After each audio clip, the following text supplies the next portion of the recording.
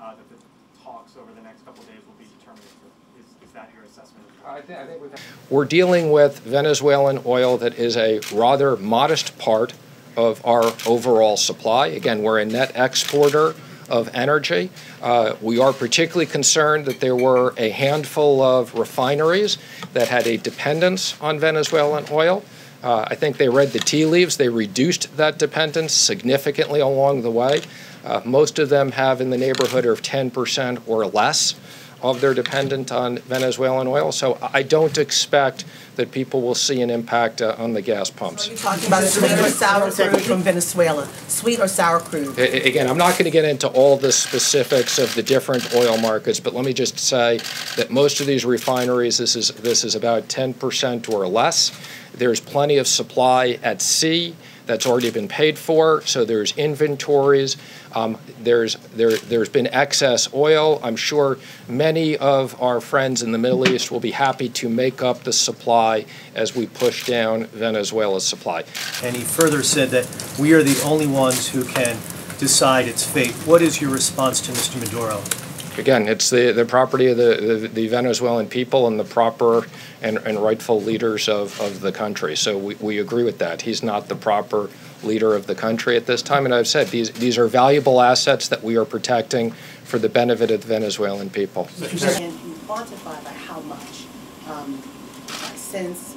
Any purchases of Venezuelan oil by U.S. entities, money will have to go into blocked accounts. Now, I've been in touch with many of the refineries. There is a significant amount of oil that's at sea that's already been paid for. That oil will continue to come to the United States. If the people in Venezuela want to continue to sell us oil, as long as that money goes into blocked accounts, we'll continue to take it. Otherwise, we will not be buying it.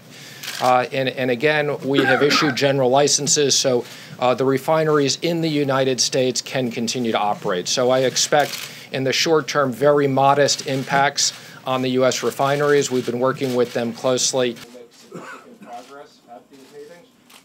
Well, we think stability and democracy in Venezuela are in the direct national interest of the United States. Right now, under the Chavez-Maduro government, civil society in Venezuela is disintegrating. The economy is in a state of collapse.